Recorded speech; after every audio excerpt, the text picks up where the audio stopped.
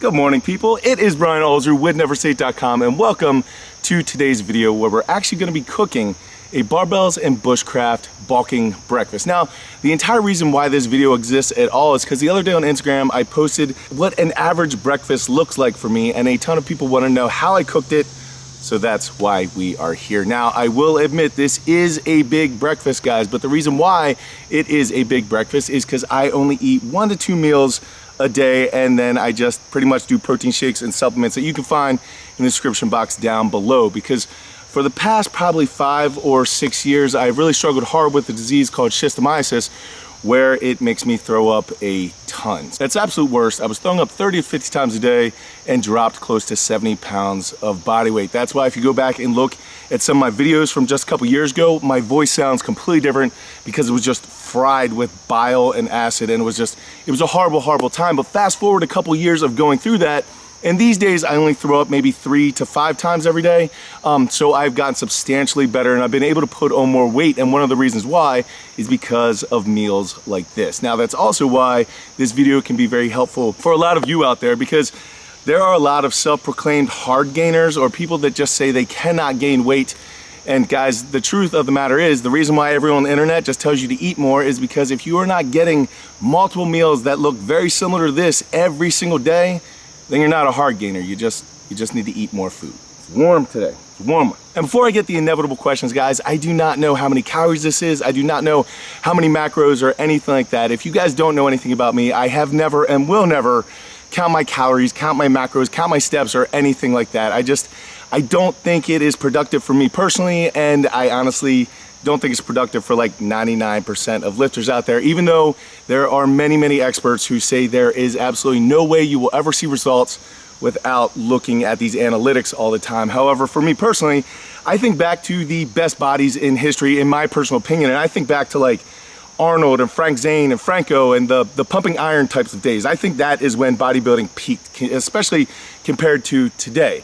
And those guys knew absolutely nothing. They did not know how many calories were in something. They didn't know how much protein was something. And even if you fast forward to my own personal training, when I started getting in the gym as a teenager in the mid-90s, there were no nutritional information on stuff. You didn't have a clue what you were eating. There were no real valid points for getting information. There were a couple muscle magazines that just told you to do curls all the time, and there weren't even supplements. The only supplement that existed at the time was something called weight gainer that tasted like chalk, and you couldn't even get it down. But again, guys, I'm not saying don't do it. I know there's a lot of people's brains that really enjoy tracking things like this, and if it makes you happy, you should absolutely do it. But what I am also saying is that for a lot of people out there, there's a big difference between being busy and being productive. And if you're keeping track of all these analytics, then it very well could be like sitting in a rocking chair. It might be giving you something to do, but it's probably not getting you anywhere. Thank you, Van Water. Now on to the cooking. Okay, guys, so there's a lot of variation that you can do with this. You can use different vegetables, you can use different potatoes, whatever you want. But if you want to make it exactly like I make it in this video, this is what you're gonna need. First, you're gonna have to start with a handful of baby potatoes. And yes, a handful is the exact measurement. You're also gonna need an onion. You're only gonna use half of it, but it's useful to have extra. You'll also see me using 4 of those baby sweet peppers that taste amazing. Since I like spicy food, there will be 3 jalapenos, but if you guys don't like spicy food, just leave those peppers out or use whatever pepper that makes your mouth spicy. Of course, we're gonna need eggs, and for this recipe, I am using 5 of them. You can also absolutely add any breakfast meat that you would like, but all I'd say is I'd probably recommend have it pre-cooked or buy the pre-cooked variety, so you just need to warm it up just basically for the speed of the entire process. If you're a fan of cheese, there's gonna be a lot of it, but you can use whatever variety you would like. Again, no pressure. If you're not a cheese person, don't add the cheese. And then finally, you're gonna need things like butter, salt, pepper, and red crushed pepper flakes if you choose so. All right, so now that you have all the ingredients that you're going to need, here are the directions that I personally use. The first thing that you're going to need to do is take those potatoes and make them into smaller than bite-sized pieces. Now, again, I'm using baby potatoes. You can use sweet potatoes, you can use regular potatoes.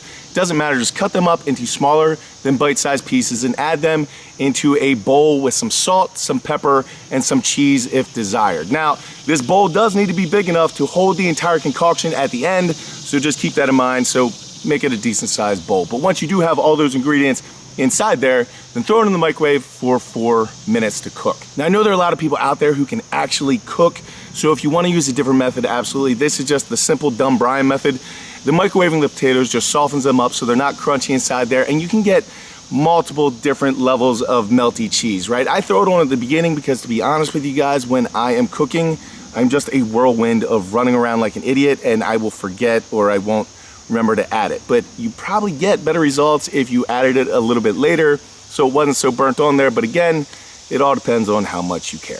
Now, while your potatoes are cooking, it's time to load up your frying pan with all the vegetables that we are going to use. Now, here is a pro tip for people who do not like chopping up vegetables or who do not want to spend a ton of time on a recipe like this. This thing is called a mandolin, and all that basically is a plastic sheet with a really sharp blade that will take off the tips of your fingers, so you better be careful, but it makes slicing so much simpler, and it makes things a lot thinner, which makes them faster to cook, and the onions caramelize, and it just makes things better. If you guys want to save a lot of time and energy and frustration, buy a mandolin. They're like $2. But of course, in this pan, I add butter so you don't get any burning, and then I mandolin half of that onion into the pan. Now, any onions or peppers or anything like that that are left over, I just mandolin into an airtight container so that I can use it for tomorrow, and that's one less step of prep that I need to do, which just speeds up the process. But I will say, make sure that you are using an airtight container, or else it will make your entire fridge reek of onions. After the onions, you're going to be adding in all of those baby sweet peppers.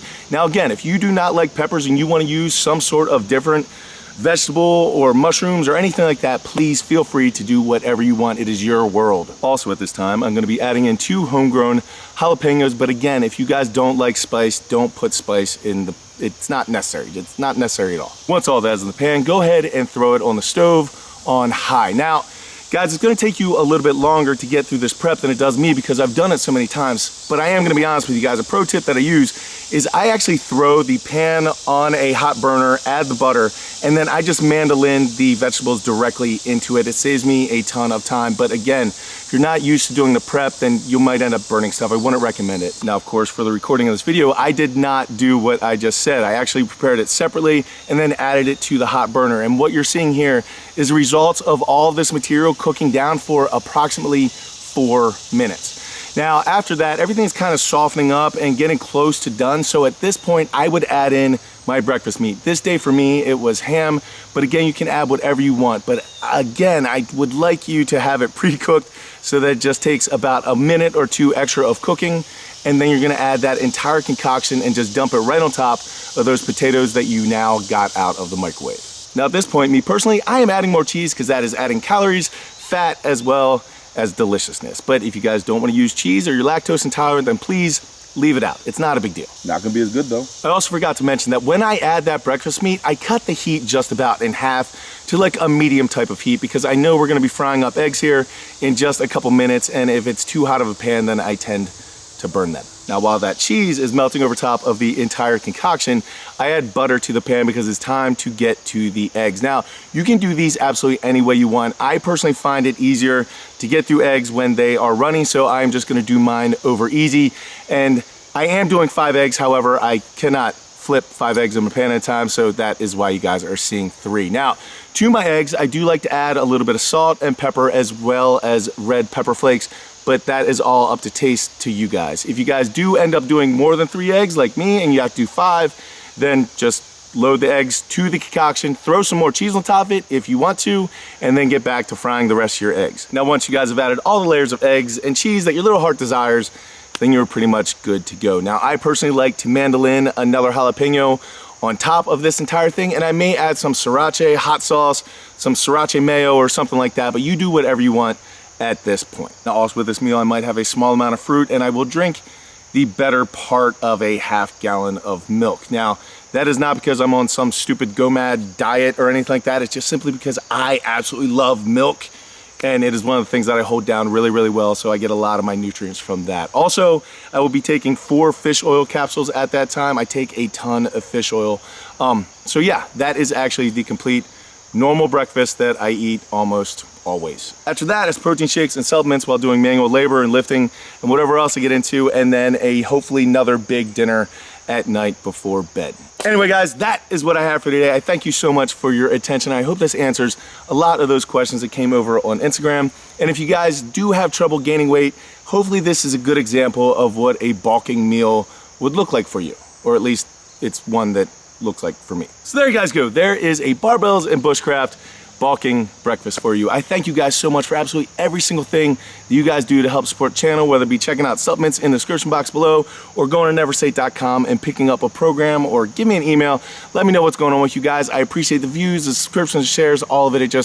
It means the world to me. Hey, also congratulations to my boy Joey Satsmary on hitting 100,000 subscribers, man. So proud of you. I can't believe how far you've come, and it's been really cool to watch. So, guys, I thank you so much. I will catch you later in the week. Until I do go out to something amazing in your lives, keep working hard, people. Be nice to each other. I'll see you then.